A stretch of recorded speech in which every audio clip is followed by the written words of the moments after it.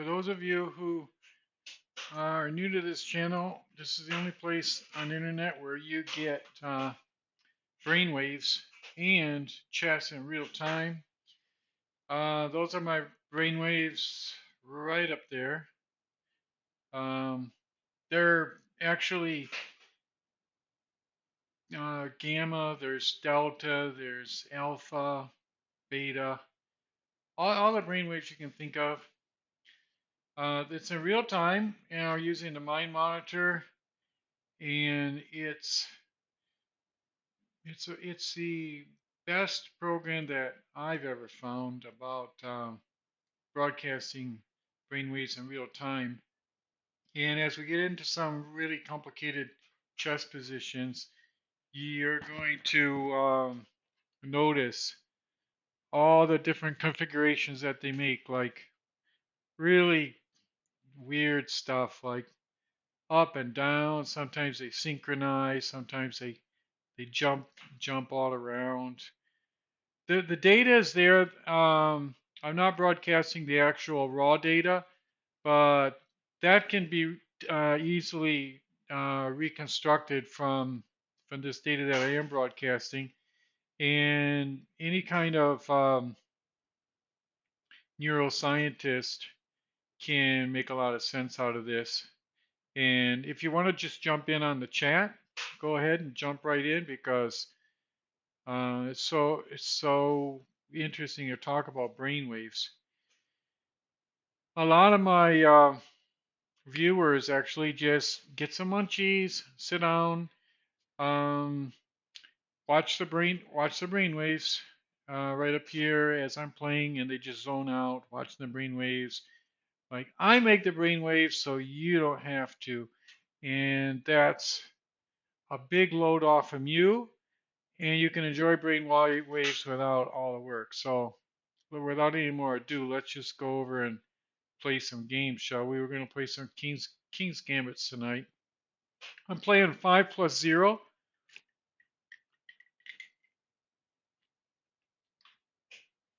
5+0 is just a way to say that. Okay, I'm going to copy what he's doing. It's just a way to say that we're playing a 5-minute game without any increment, meaning it's not going to be ever more than just 5 minutes. Like I get 5 minutes for each of my moves. You see I'm down to 452 right now. And we're going to try to put a pawn up here in the center and see how that works. I can't do it quite yet though because he's attacking this pawn. I didn't want to move this up because I'd expose my rook. Okay, so I got to defend this pawn. I'll bring my queen over like this, and I'll bring this pawn up. And I think this will be safe. And he better watch out or he'll get forked. He got forked. He got a pawn fork right there. That's what happens when you do a weird thing with your bishop like that. He brought his bishop in front of his pawn, and when you do that, you're running into terrible, a lot of weird possibilities. Okay, so there's not any checkmate or anything. I'm just taking a little bit of time now to see what I can do here. Maybe just put the question to the bishop. I gotta develop this bishop. Seems like this would be a good place for it. Or maybe protect my knight. If he takes my knight, I can come over here. I'm not seeing all the possibilities here, but I guess I'm seeing quite a few of them. Should I just put the question to that knight? I'm a piece ahead, but I can't get behind on the clock. I got my queen on black. She cannot be attacked right now by the knight. The knight can't. The knight can only attack white from this position. And I'm going to give up a pawn here maybe, but I just thinking, okay, we'll get some development, maybe take, I don't know. This is tough.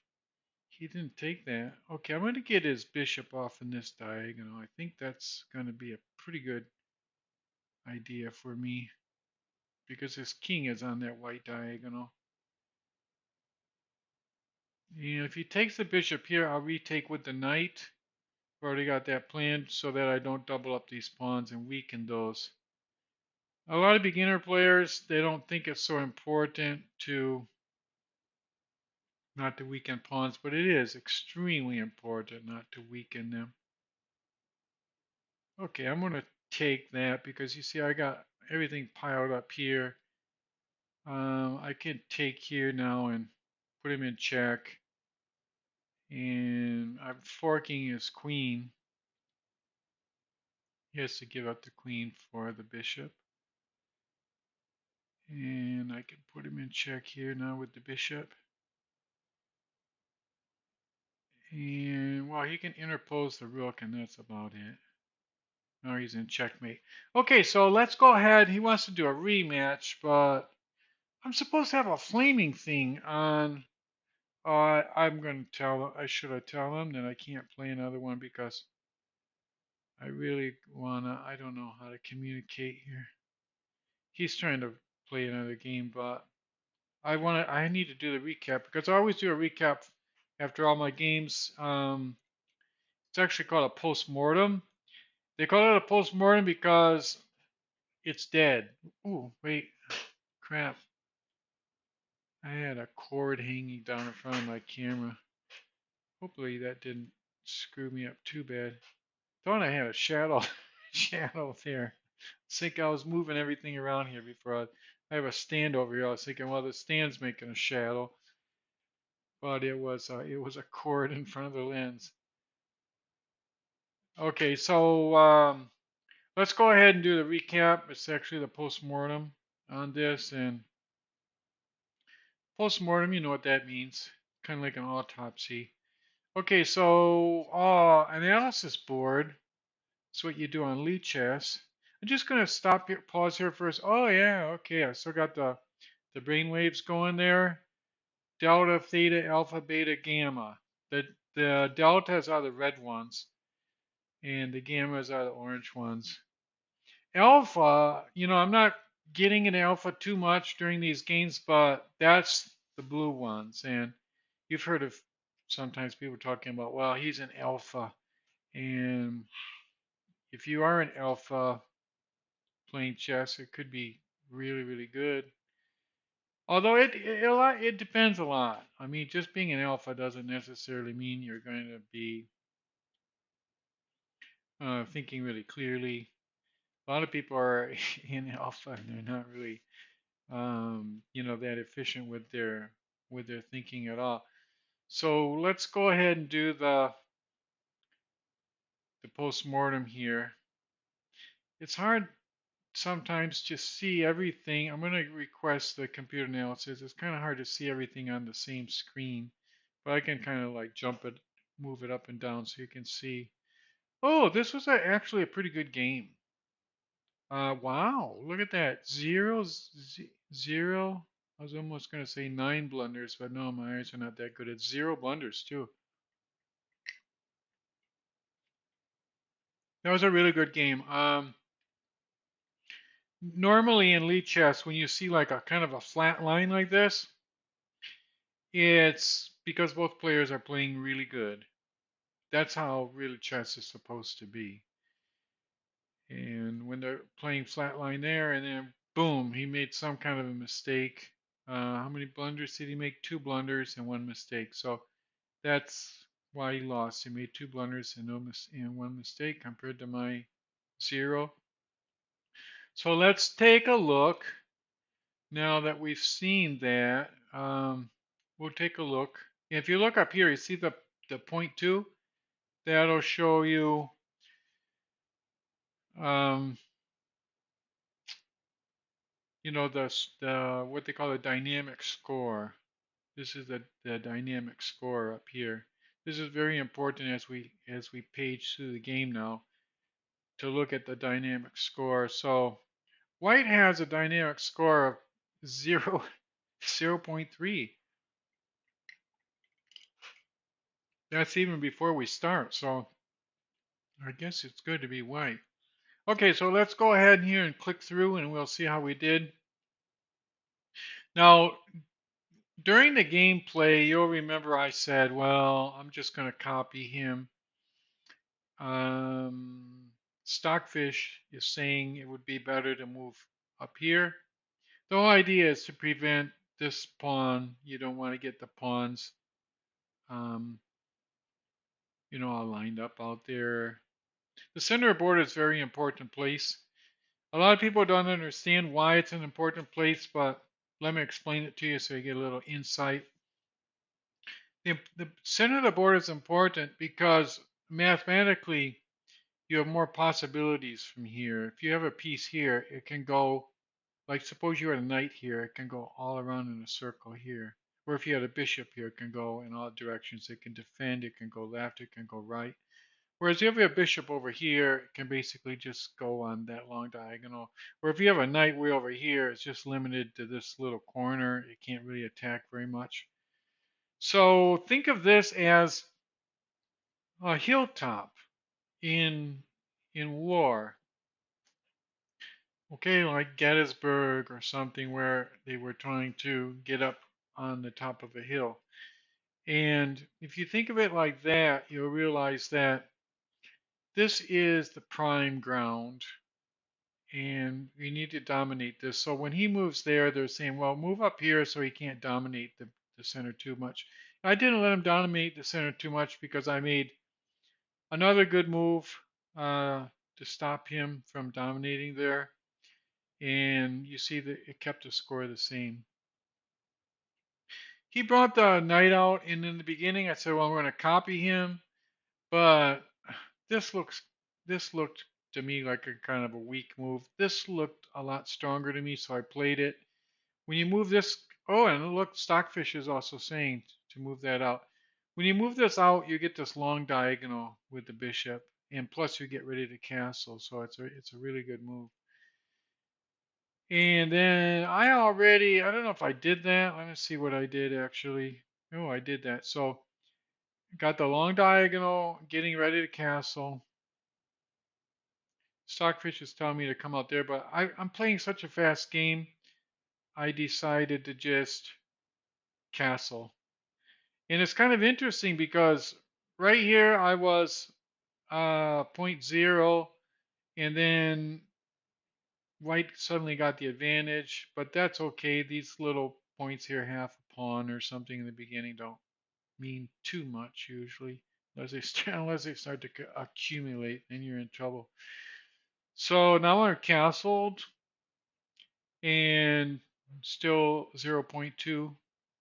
This is going to be an interesting postmortem. I love the postmortems when I actually play a game like I did this time with 0 mistakes and 0 blunders and 0, actually 0. That's most incredible because usually I get a lot of inaccuracies, but this time I didn't have any inaccuracies.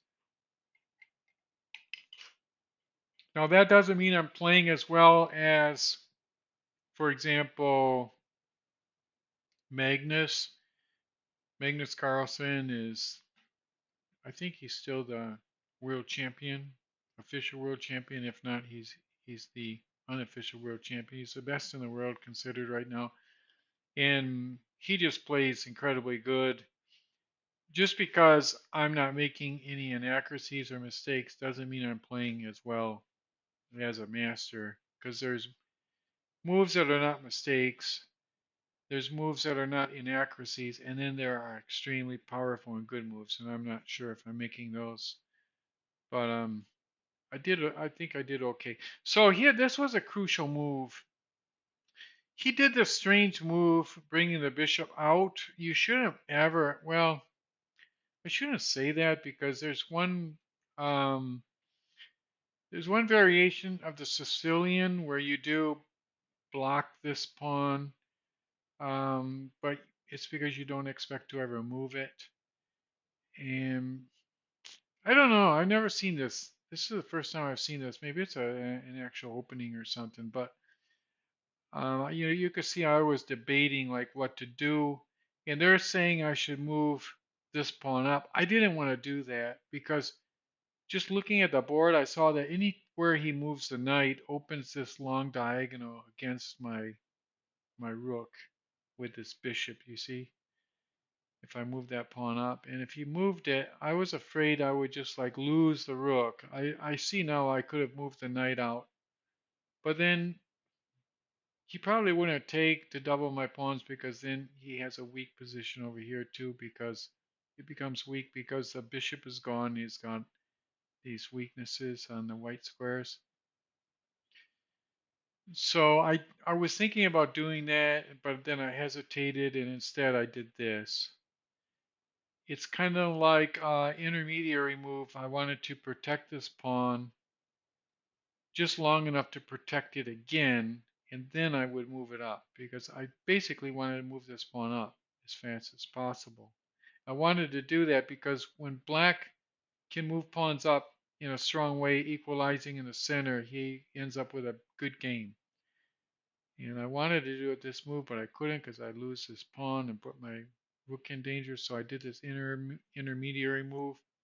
He castled. I brought the knight out, which is what Stockfish wanted me to do. Now, Stockfish at this point wanted me to bring my queen out to here. I don't know. Stockfish doesn't always make the best moves. This, if I move out here, it blocks the bishop, which might want to develop here on this diagonal. And my main thing was to protect this pawn. You see, if I bring the queen here, I protect this pawn against the bishop because I want to move this pawn up.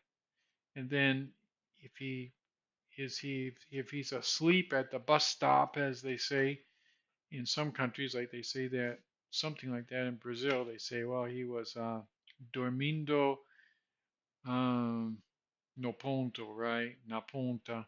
So the ponta the ônibus, right? So right, you can tell my Portuguese is not very good, but you get the point. You don't want to go to sleep. And well, let's see if he goes to sleep. Okay, he moves his rook over here. And okay, I bring the pawn up. Now this pawn is protected by the bishop, so I don't have a problem with that. And if he sleeps at the point at the bus stop, he's gonna lose a piece. And he moved the he moved the knight back there, which was incredibly um, blunder. So there I took that. Okay, now you see these exchanges. I don't know how the game gets interesting from this point onward, but I'd like to play another game. That was just like an opening thing, so I'm just clicking through here so you can see the rest of the game. And at this point, you can see I got checkmate in 4. That's what that means. When they have this hash mark there, a lot of people play Lichess and they think the hash mark has something to do with Twitter or something, but it's not. It just means checkmate. And you see the hash mark there. It's like a tic-tac-toe because tic-tac-toe, you can win. I don't know if you know that, but tic-tac-toe it's a game where you play it and it's pretty much determined mathematically how well you can do, if you can win or if you can tie.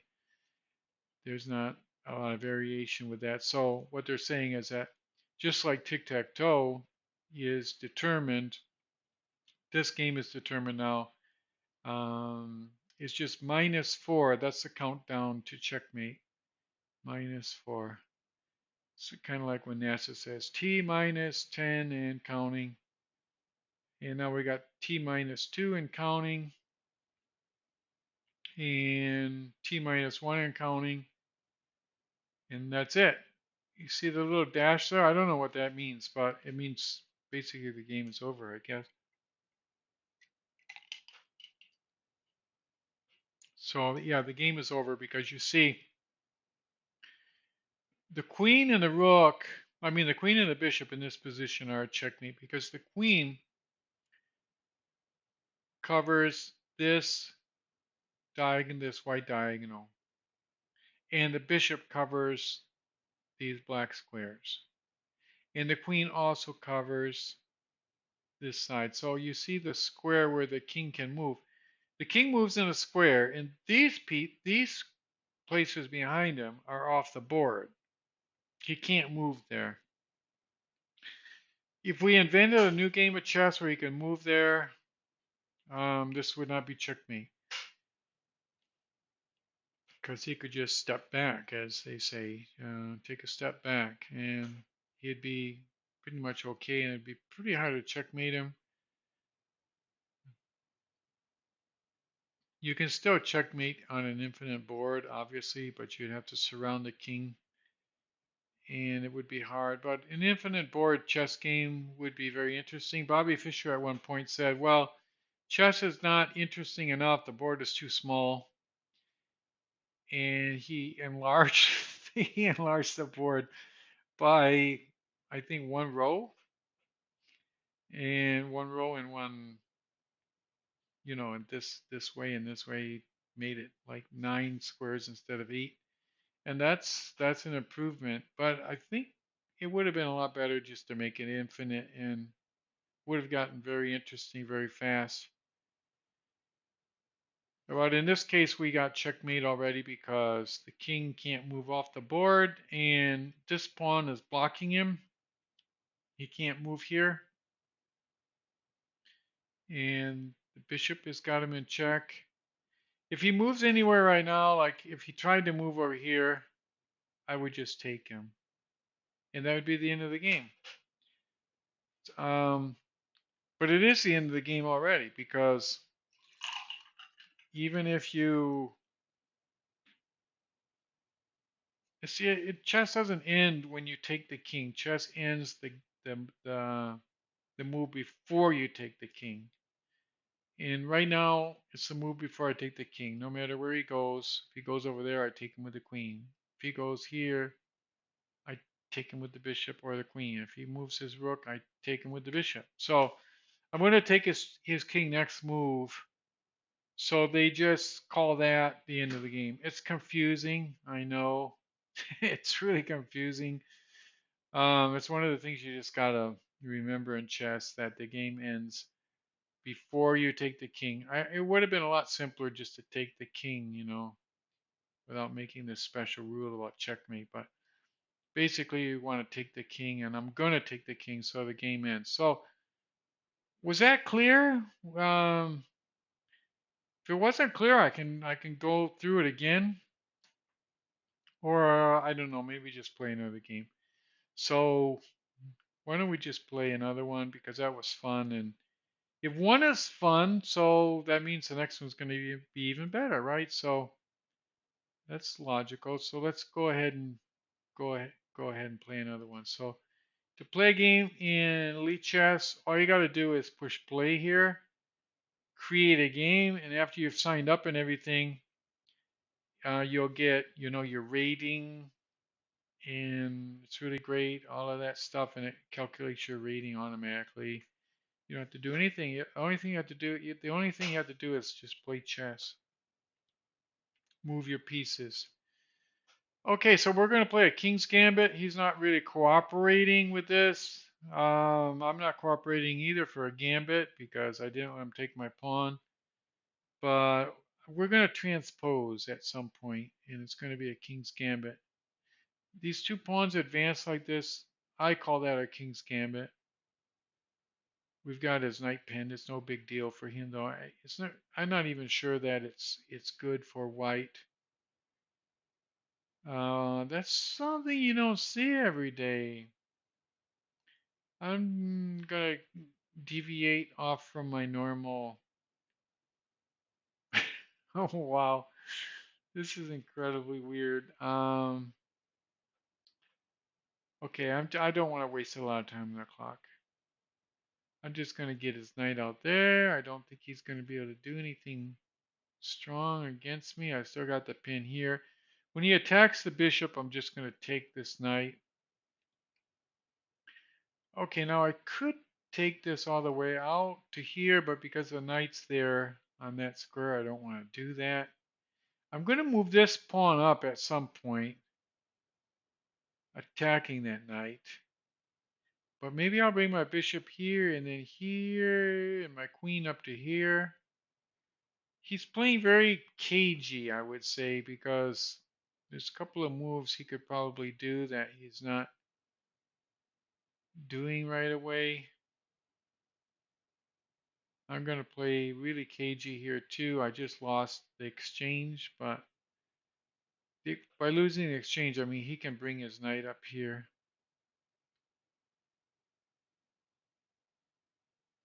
I'm just going to do that to confuse him a little bit more because I don't want him to see this move. If he sees that move, it won't be the worst thing in the world. I will bring my queen up here. And he'll take my... Oh, no. Wow. I'm going to resign. That was really horrible. That was the worst. Oh, look at those brainwaves, though. Did you see how they went up? Did you see that? That was some great data. Sometimes I can't say I lose games on purpose, but when I do blunder really badly like that, I it's a real pleasure to watch the brainwaves and how they react because they always do something extremely weird when you lose a game totally like that on a blunder. So let's forget that game. Push that to the back of our total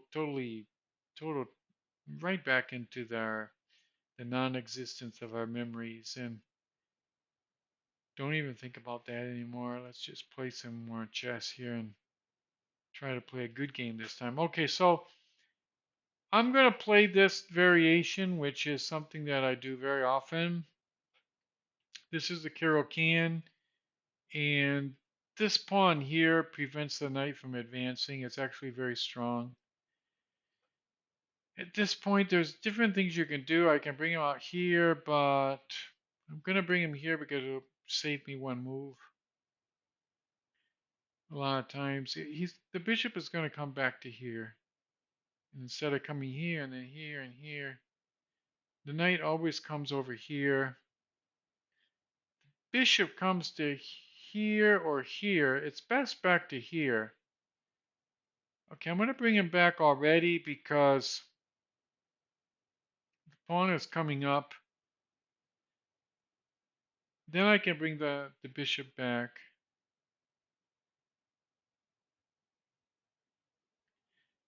And then I can bring the queen to here. When I bring the queen to here, I'll bring the bishop here, take his knight, and then put him in checkmate. Unless he sees it. Okay, now I'm going to get the square. This is called the square in this variation. When he takes the bishop, you always get the square. I'm just going to do that with the queen and see what happens. He was going to make this. He was going to have me make the square, but I put him in checkmate before I could make the square. But the square is really cool. I need to show you about the square in any case. I wish you could communicate.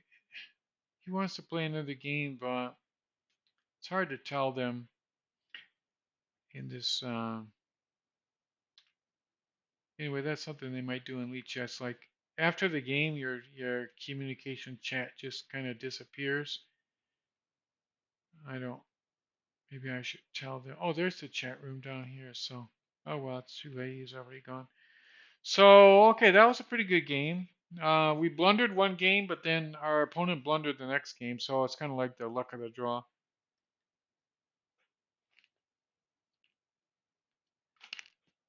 It's the luck of the draw when you're playing at the level I'm playing. I'm playing just a little bit between underneath 1800, and both sides are going to blunder a lot. So but it makes for an interesting and a good game. I much prefer this level than higher levels where you don't have you don't have quite so much fun. It's a lot more serious. But that was a great game. You see the queen supported all the way across the board by the bishop. So the queen puts the king in check. And if you remember from the last game, I was talking about it where the game ends right now. Why does the game end right now? Okay, for a number of reasons. First, the king cannot step back. The king is limited to staying on the board. So he can't go off the board. He can't move away from the queen in that direction or well, he can only go back there. He cannot go in this diagonal or that diagonal. So and he cannot go up or down. He's got to move in the squares that you see right here. And he can't move here because the pawn's here. He cannot move here because you can never move to a square where one of your pieces is.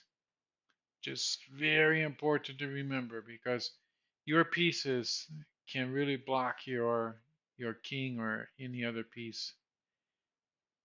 Like if I had a piece there, the king could just take it. But in this case, he can't take that because it's his own piece. So it's a real. You think your own pieces are assets, and they usually are, but they're liabilities in a case like this because you can't take them to move away. So the king is stuck. Um, if he just sits there, like if he moves his queen or something, um, I'll just take him next move. Boom. That'll be it for the queen, for the king. And he can't take my queen because I'll just take him again. He'll lose his king. He's going to lose his king. And he took this thing down here. Maybe he thought, well, if I take that, I will exchange, and then he'll have like some more time to move or pick another move. But I didn't give him any options. I just put him in checkmate and won the game. So that was a switch game. This guy is rated seven. This person is rated 1790, and I was rated one less than him. So now I'm above him and he's below me. So that I call that a switch game. That's always an interesting kind of game where you switch ranks. If I hadn't had this checkmate, I would have probably taken this knight, and hopefully tonight we'll see some other games where I play the same variation. And this, if I take that knight, I get the square. That square is just incredibly strong. I don't know why so many people think, well, if I take that, he'll have like two. They think, well, he'll have two rows of doubled pawns. If one row of doubled pawns is horrible, so two rows of double pawns must be worse. But it's not worse, believe me. The two rows of double pawns in front of the king here is the most powerful phalanx you'll ever have as a protection. And plus, they can also advance. You can get into a parallelogram configuration and bring the rooks over here and attack his king. You can do a lot of things. So let's go ahead and do a new opponent, shall we? Did you like that game? Just jump in on there in the chat whenever you feel like it, because I don't always chat like extremely a lot during the game for a number of reasons. First, I don't like to pay a lot of attention because people are always giving me hints, and I really don't look at that during the game because I don't want hints. Really, I want to just play the game. But you make a comment there, and immediately after the game, we'll start to discuss whatever you feel like talking about. I'm gonna move the bishop here because very often they can pin that, and now he kind of like got a very useless pin. Oh, now he's going on that side. This is great. This is an interesting move. I'm gonna already, even before I develop this knight, I'm gonna already move my pawn up, kind of like signaling my intentions. Isn't there a song about that? Signaling my intentions. Okay, so I lost a pawn there. But I think that, well, I didn't exactly lose a pawn. I could get the pawn back, I suppose. I think it was a song. Can't remember exactly who wrote that song. I think it was the same people that said like Californication, signaling my attention. Okay, I'm gonna protect this pawn here. I just came out here to get a pawn. I didn't really have a reason to go there.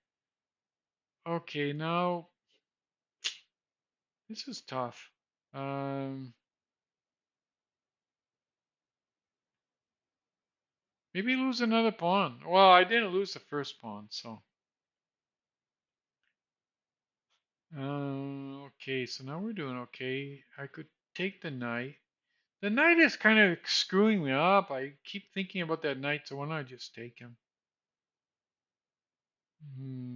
Now these pawns are going to attack his king, but I don't know if they're going to attack that king very much. This pawn could be a weakness. I'm just going to move him up because time is of essence, and he's moving his pawns up as well. Um, if I move my queen to here, he'll have a hard time dislodging my queen because see how this pawn protects this? He cannot really dislodge him with a rook. And he can't dislodge him with a queen because the queen to attack her. Now I could take that, but if I did, I would really be messing up my pawn structure. I don't know, I'm not going to, the queen really can't really get in on this diagonal as far as I can see because, okay, it's already time to start developing my rooks. Now I might be completely mistaken here and he might be able to have a way to checkmate me. I thought he might do that. And now I will start to get a little bit of defense, I mean a little bit of offense going here.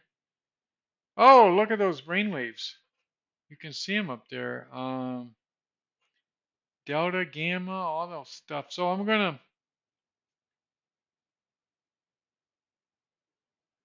now I can always come back to protect this pawn with this rook.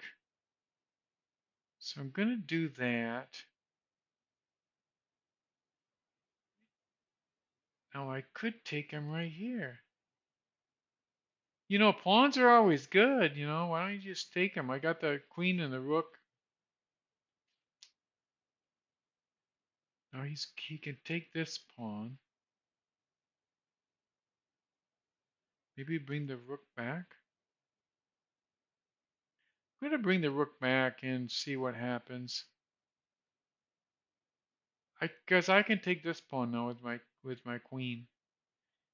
If I take that pawn with my queen, he can't really invade very much on this side. And see, now I can take this pawn too if he does something weird with his queen, which he did. Um, he wants to invade down on this side.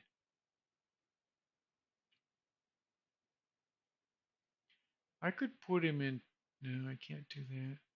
I could put him in check here with the rook.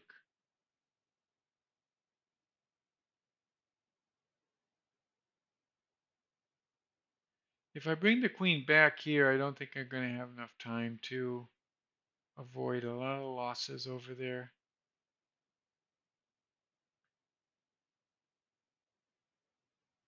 Wow, and he's got everything lined up on this file to take this pawn.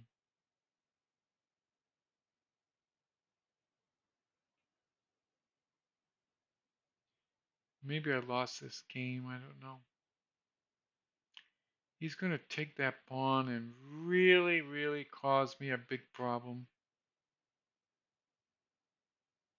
I'm going to come down here because He's got three things on this file, and I think this is the only way to get the three things off the file. Look at that. I lost a lot of time there. If he takes me there, I'll be saved.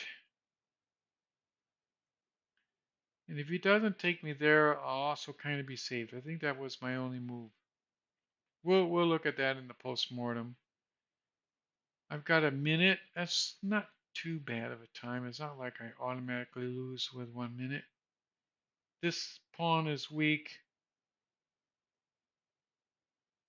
Oh, he's going to put me in checkmate anyway. Check.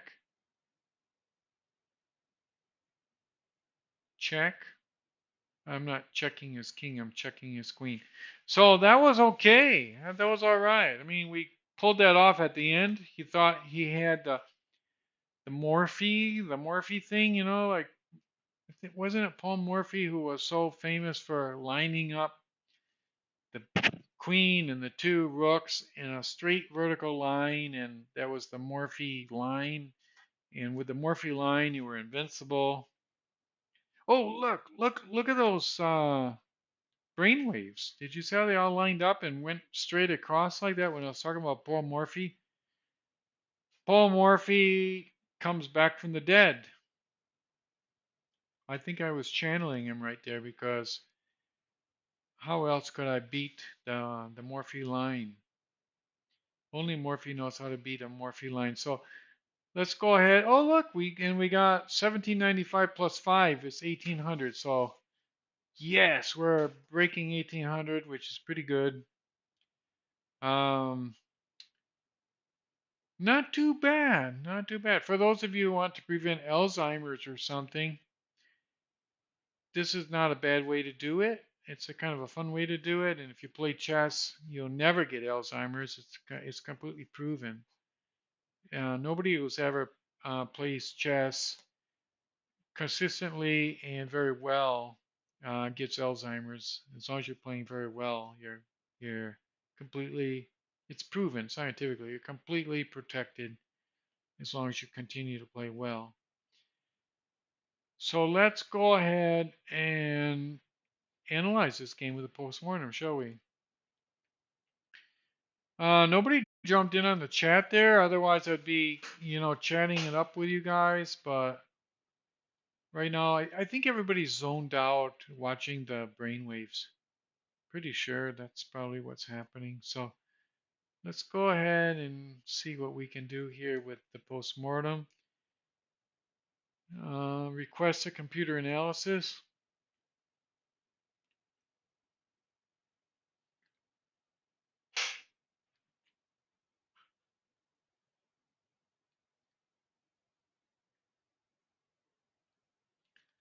Okay, so on the computer analysis, StineItch, which is me, actually had 2 blunders. The opponent had 3 blunders and 1 mistake, which is what did him in. If you move the mouse back and forth, you can. Lichess is nice because it shows the points where you put blunders. So you see the points down here. When I put you can see the points jumping around. So that was good. That was an actually pretty good game. And it's kind of interesting when he was doing that Morphe line, he was already really lost. When you're playing black, you got to think in terms of having a deep ocean because see these are mountains and over here you have like an ocean. This is the continental shelf, a little island, and then the deep trench, and that's to the. They don't always call that a trench, but it's like the mid Atlantic deep place. Like down there is the Titanic down there. The Titanic's probably somewhere around here, but or yeah, it's pretty deep. Speaking about the Titanic, that implosion was something else, wasn't it? If you were at all keyed in with that analysis, that air when it was coming in just heated up. was like, don't want to talk about it. It's like it was like in a total amount of thermal compression, like Charles' law of gases, just the air heated up, and it didn't have time to cool because I don't even think the water is boiling very much. The water is under a lot of pressure too, so it was a very they were in a kind of a real tight squeeze there. But it wasn't a bad way to go because we're all going to go someday, and I think they did the right thing. I would never criticize somebody like that. I think that they were doing great. The guy who built the sub and everything, I actually think he was innovating, and I'm not sure that he told the people enough.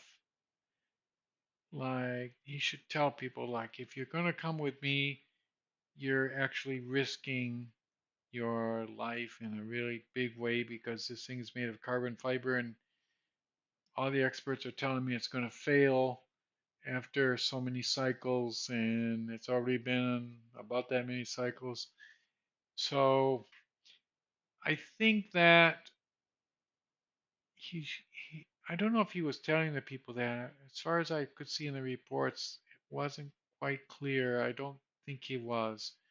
So maybe they were doing something that they thought was a little bit safer than it was, which was not too good. Because, like this case, you see, the queen is in danger. The queen cannot take the rook because the king is a powerful piece. The king moves exactly like a queen, not so far, but it moves like a queen. And the king is a powerful piece. So if the queen comes on here, the king just takes the queen, and then the queen goes against the king. So um, this is a totally lost game for white. So I'm going to click here so we do the post-mortem. We haven't done the post-mortem here yet. Kind of interesting where Stockfish Stockfish is artificial intelligence, and just like ChatGPT, which is really what I call artificial non-intelligence, uh, it's like was going to take the rook, and the rook's not going to really win the game at all. Now it's saying, okay, move over here. Not saying move over here. It's still thinking.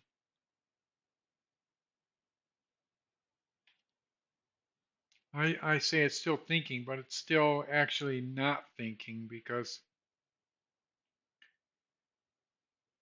these programs, they don't think at all. It's like a total misnomer to call these things artificial intelligence. It's artificial non-intelligence.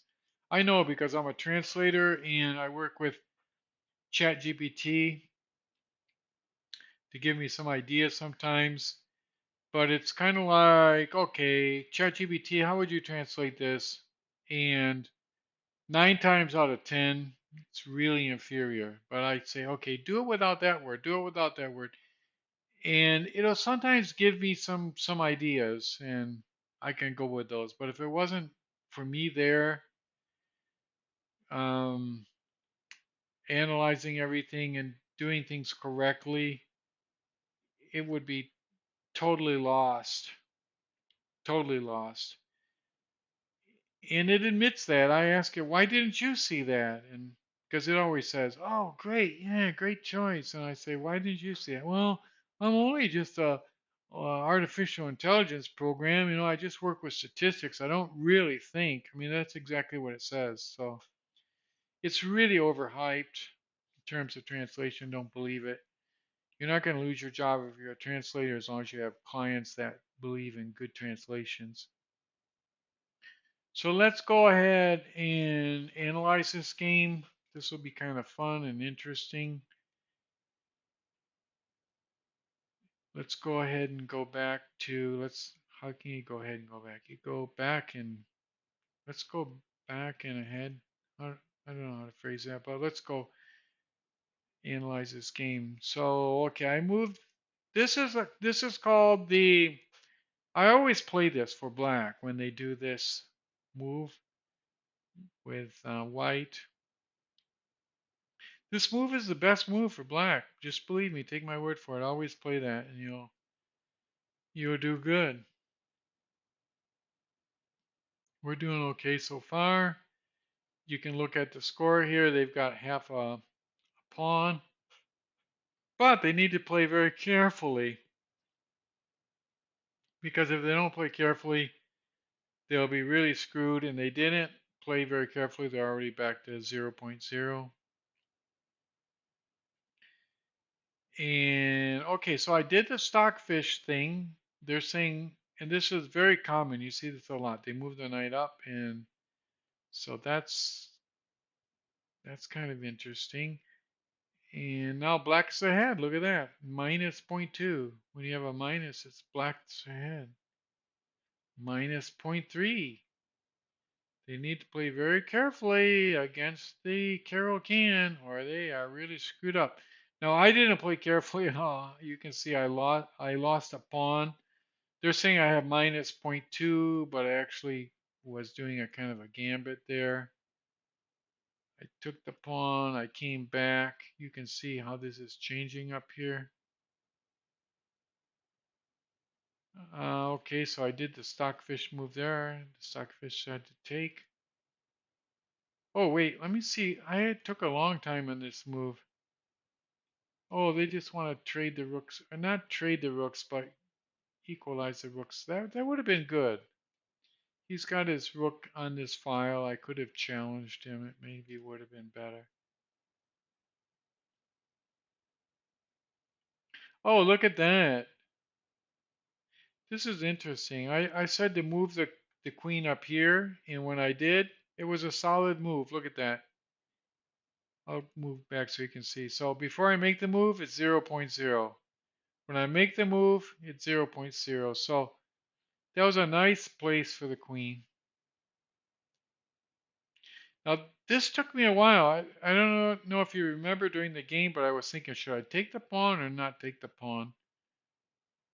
And that's kind of interesting. They're actually saying I should go here.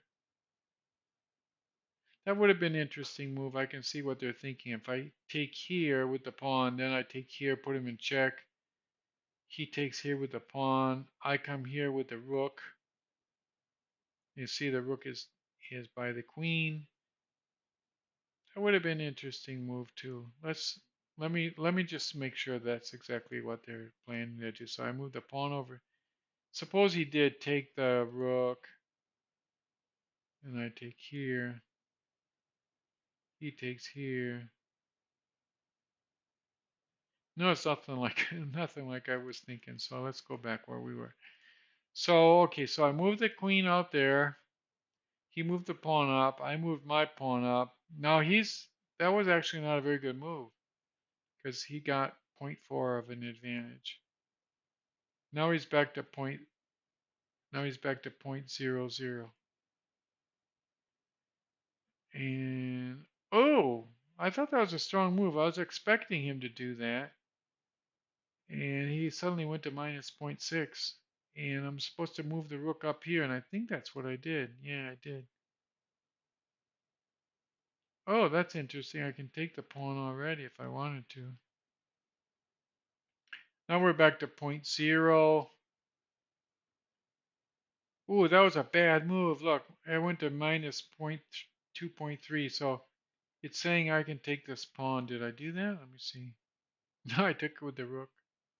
But it's almost the same. Look, minus 2.2. Oh, that was interesting. I'll go back so you can see. The stockfish is saying move the rook back here, and I did. Okay, no. White has the Morphy line. The famous Morphy line.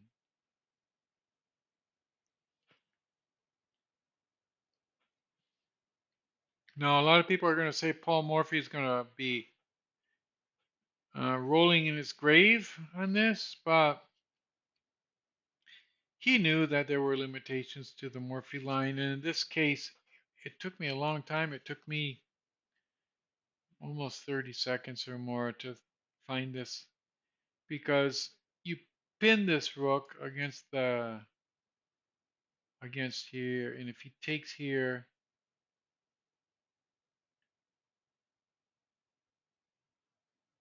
which I think he did. If he takes here, you take here, put him in check, and he can't take here. You see, he's got to come out of check. And he thought, well, I got the Morphe line, I'll just take it. And now he's minus 6.5, and I take him, and I destroyed his Morphe line, took his, and then he completely capitulated. So he was right to capitulate.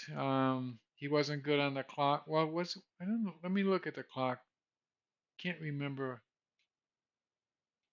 how we were doing. Here you can look. Where is the place with the clock? There's a place where you can see the clock here, someplace. That's notes. Oh, here's move times.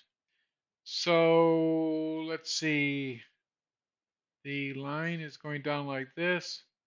Someplace here it says where the clock is. Oh, it says right up here on Lee Chess. He was good on the clock. 231. I was 56, but that's respectable. 56 is no big deal. And you can still see my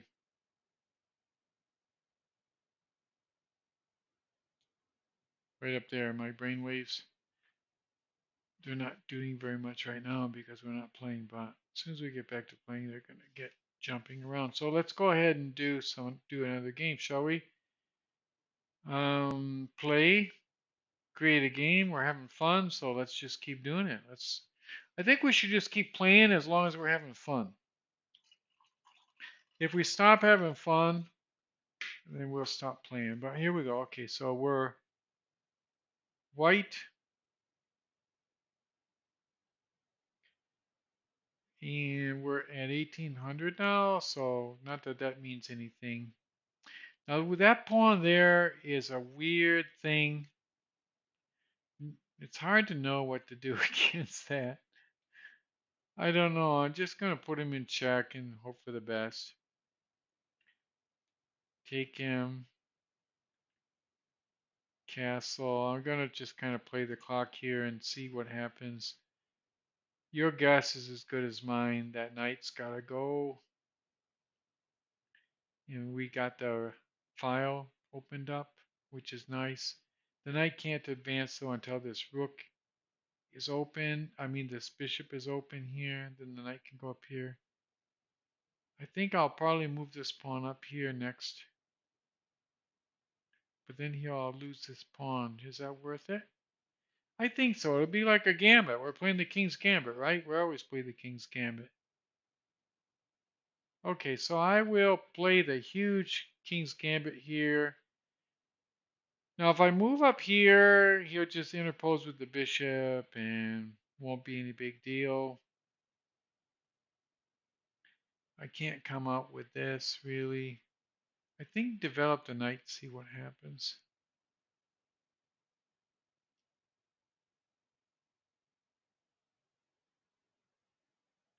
Now, suppose I come out here.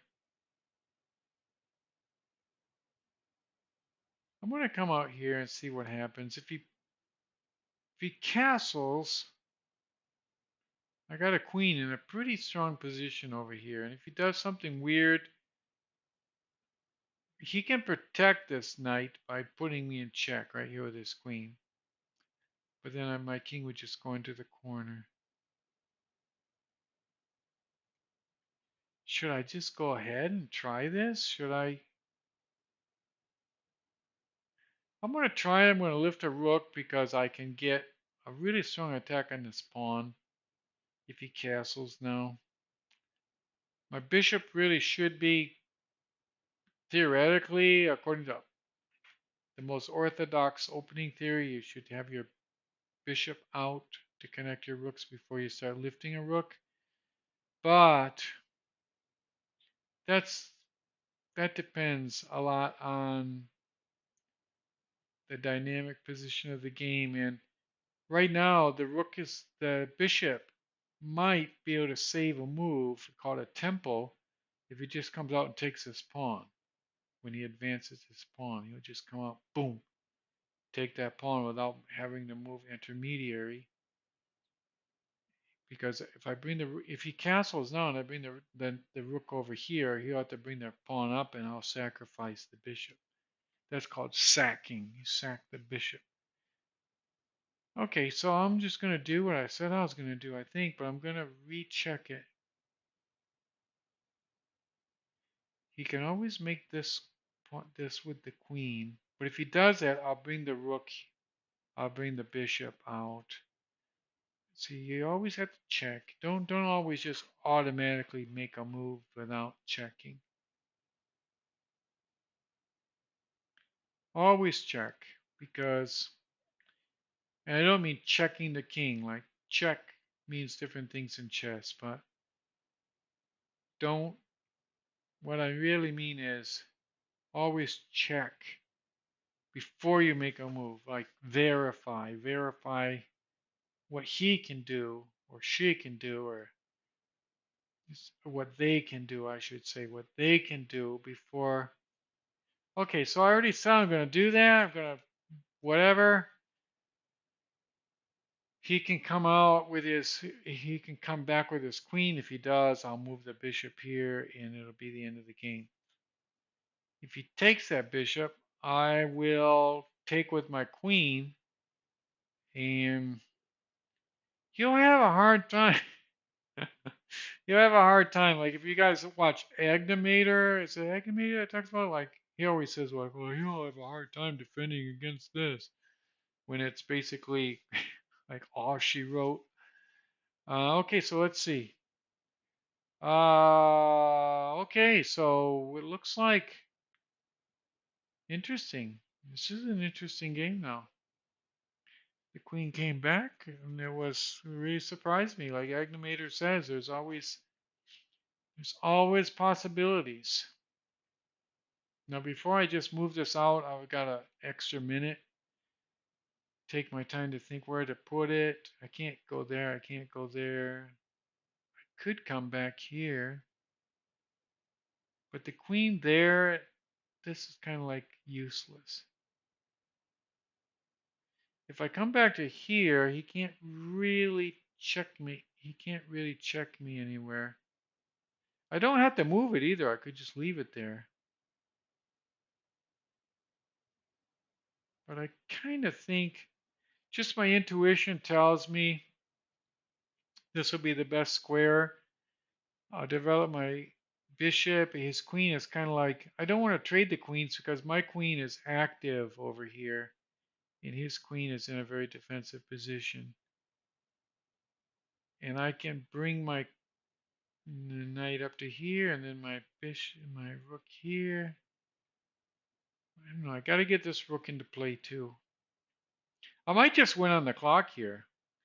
It's a minute 32 against 2:19. I'm almost double timing him. I'm looking right now. I got the knight here, supported by the queen. I got the bishop coming out. I don't know, the rook is normally good on this open file, and right here I don't want to put it here because it'd just be against this pawn, which is buttressed by this, so probably this is the strongest. I really haven't analyzed that, and don't really need to take time to analyze it. I would just like to, no, I can make that knight, I can make that bishop, that rook move. Why don't I just make the rook move and see where he goes? If he comes over here, he'll be basically out of play.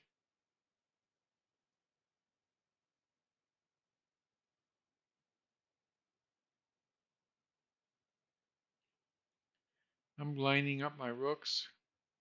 He's got 50 seconds. You always look at the clock when you're playing. Always, always, always, always. I might just bring the knight back and over to here. Okay, I kind of knew he would do that, or not really knew it, but see now, the pawn coming up can very often lose, but in this case, because I have the queen and the rook on this rank, the pawn's really strong. Plus this mighty pawn here. Should I just go over here? I think I'm just going to go over here. He's got 23 seconds left. He still can't take this pawn because of this mighty pawn and this mighty rook. His bishop is on black, which means he has limited possibilities. What if I just go here? Just take that knight. Take that bad knight. Okay, so I took the bad knight, and now we're at. Oh, we broke 1800. I think we can call it a night. Hope you guys enjoyed it. We had a lot of brainwave activity. I didn't talk a lot about the brainwaves tonight because look at that jumble. Look at that jumble. Um, they're all jumbled up. When they jumble up like that, now they're straightening out a little bit. There, you see them kind of like lining. Now they're synchronized. But let's do the before we talk about the brainwaves too much. Let's go back and look at the lines of attack here and everything. So analysis board, and there you see the move times. We didn't do too bad on the clock, so that was all right. We don't have to look at the move times.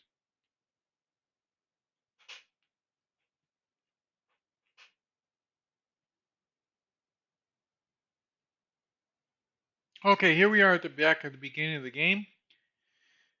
The brainwaves are still going, which is excellent. Like, just incredible. Like this was so awesome tonight because I put the brainwaves up there and they just stayed there the whole time. I wish, I guess I'm a little bit of a ignoramus in terms of computer skills because I don't know why they don't just stay there. It's maybe because I have a Norton virus in my computer, and the Norton virus likes to destroy what I'm trying to do, and it's not at all user friendly to just let me know like without their money and everything, why don't they just give like a little boom, little window that pops up and says, would you like to allow the screen stream to broadcast through your firewall because we're blocking your firewall right now. We're blocking it. Would you like to allow that or not? But they don't do that. They just block it.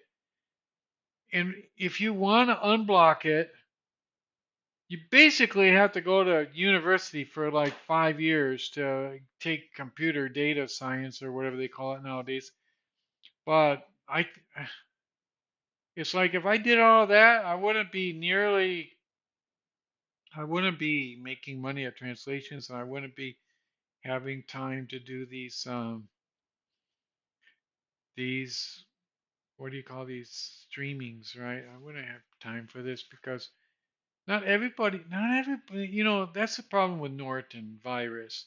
Norton virus, they call themselves a antivirus, and maybe they are, but in a sense, they're also a virus because they do things that really block you. Like if you had a virus that did those things, you would be really upset. And I'm just telling you, they have all that money. You guys at Norton, you have all that money. Why don't you just hire somebody to put some user friendly stuff like that? Like, okay, we're blocking this. Do you want to unblock it? I wouldn't have any problem with you if you did that. I installed this thing in my laptop a few years ago and it's there. You're never going to get rid of it. It's just like, it's just, you drop it in there and it's like dropping a steel ball about 3 meters in diameter in the middle of a lake, and you don't have a giant crane to come take it out. You just have to just imagine it's going to be there forever, and that's kind of like Norton when it gets into your system. So, Norton, you don't like what I'm saying about you. Sue me if you want to. I'll see you in court. Um, but why are you going to do that? Do a win-win situation. Hire me. Hire me as your ombudsman. Because right now, I really could use a nice ombudsman job, and it would be great. So, Norton, if you're listening, you know who you need to hire. So let's go ahead and do this postmortem. And here we go. E4. Now, for those of you who don't know it, this is a very interesting, very, very, very important. You could call it a defense by black, but it's really a kind of an offensive game. It's a very strong game. It's called the Sicilian defense.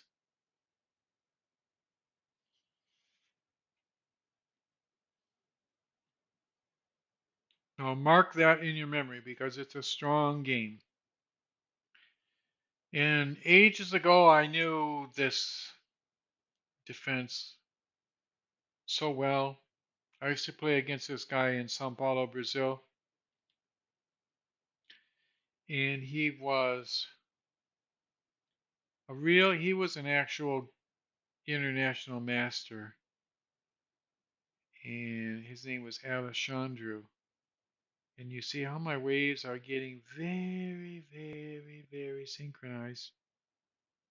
We talk about this guy Alexandru, but he was from originally from this place in Eastern Europe and came to Sao Paulo pretty young. And he told me once about the Sicilian defense. He told me, "Oh, you play that so well as black." But do I play it today? Maybe.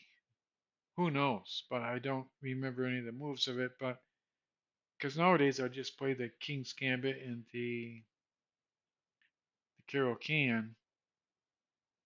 But it's a nice, very, very, very nice. His name was Alexandru Segal. You can look him up on the internet.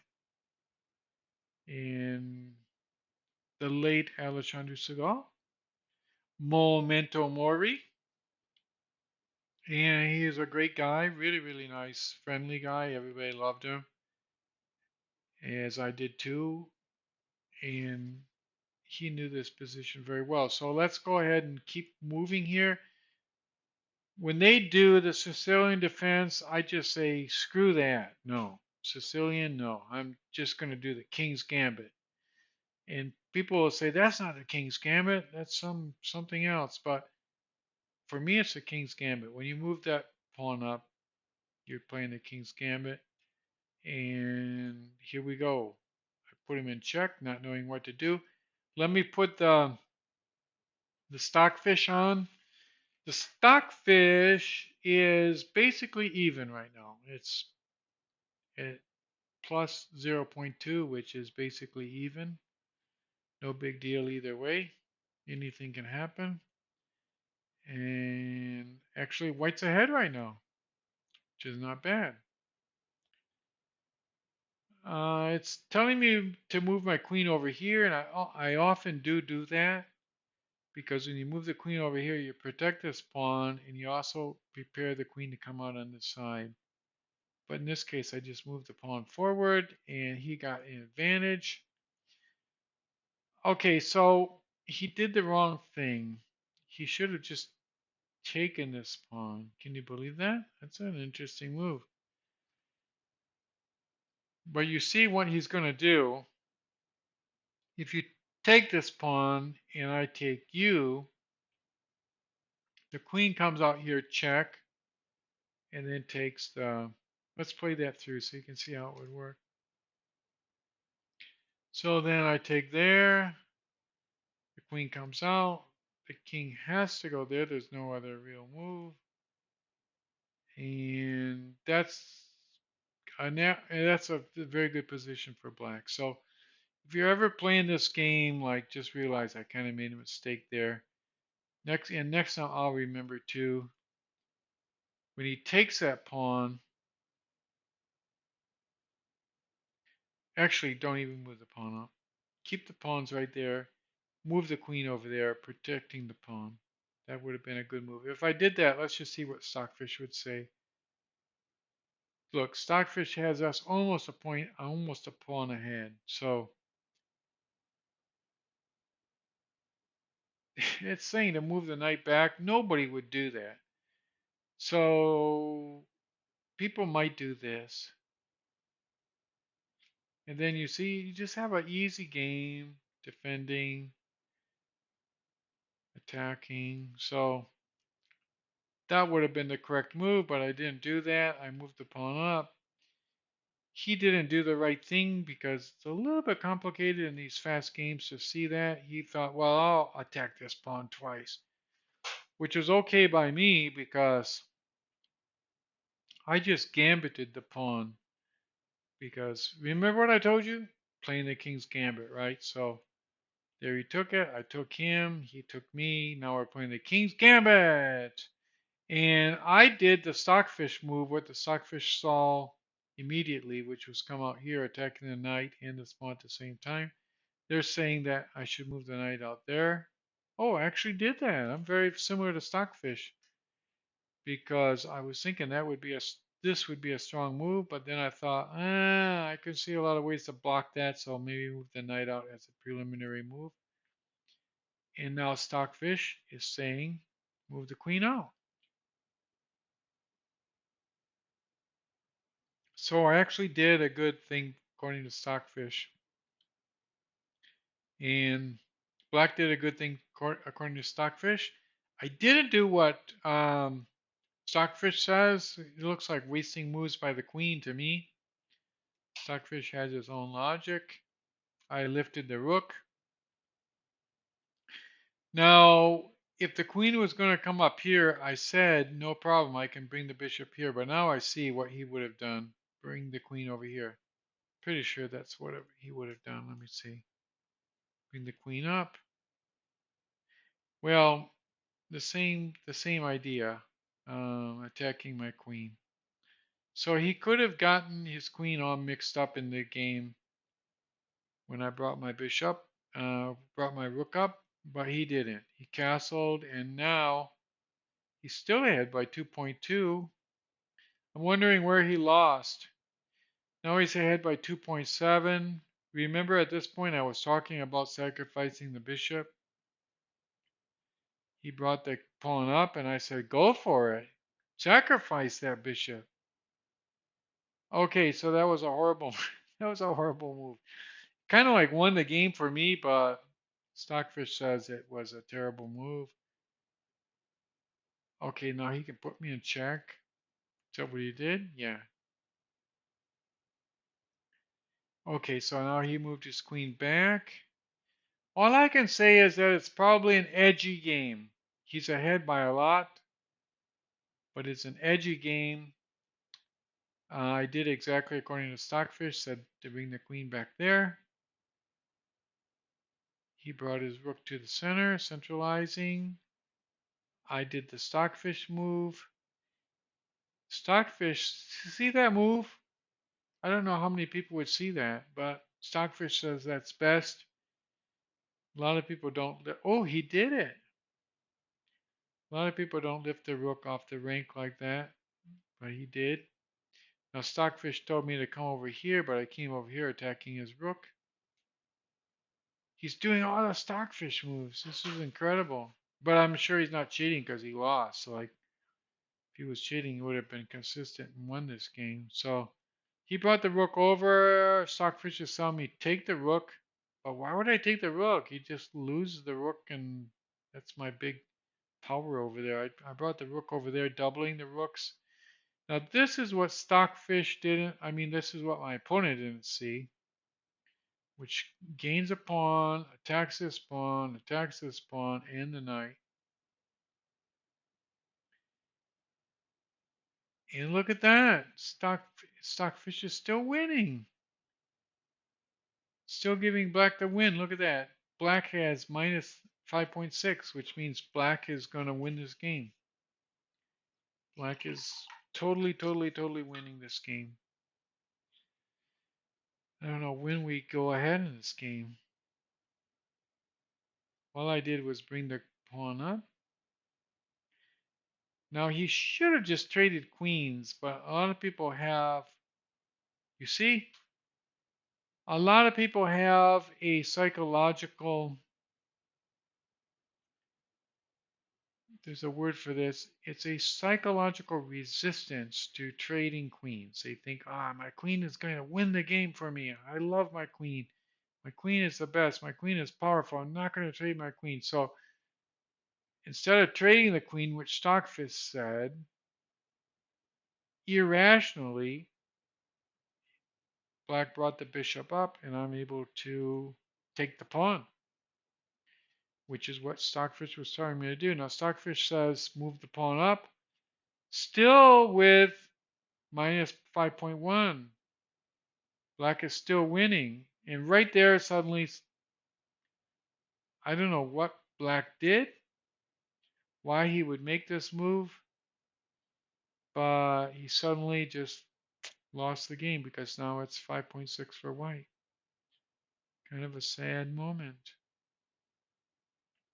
for the black pieces. Let me see move times. If he was, oh no, we don't have to look at the move times. We can see him up here.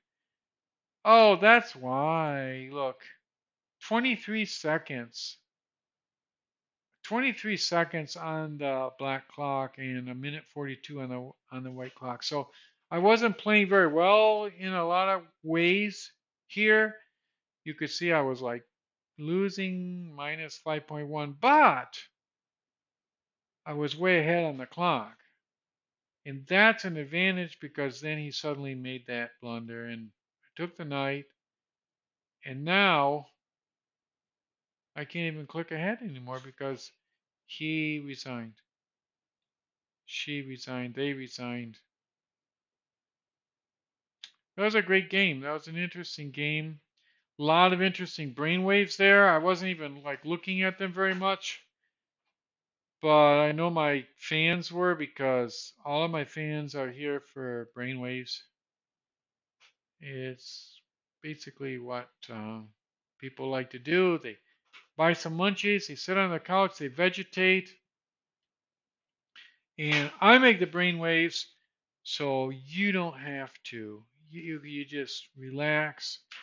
You watch the brainwaves, take it easy, and learn about Carol cans and what I call their King's Gambit. Even though they don't cooperate, sometimes they play the Sicilian defense or whatever, but I still play I still play what I would consider a King's Gambit against them.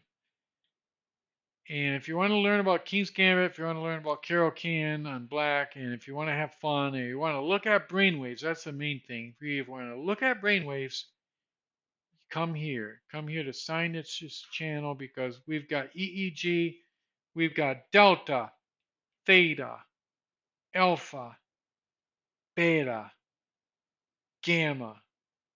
All the Greek letters, those are a lot of the very initial Greek letters, in fact, and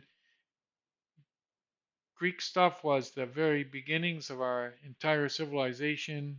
If you like Plato, if you like the Eleusinian Mysteries, if you love those because they're coming back, believe me, in the next 3 years, you're going to see a lot of people into Eleusinian Mysteries. A lot. Really a lot. So if you're into those things, go ahead, come here, watch the game, watch the brainwaves, have fun, and we'll see you next time on the StineItch channel. Have a good night or morning, day, whatever. It's a global thing. So, bye bye.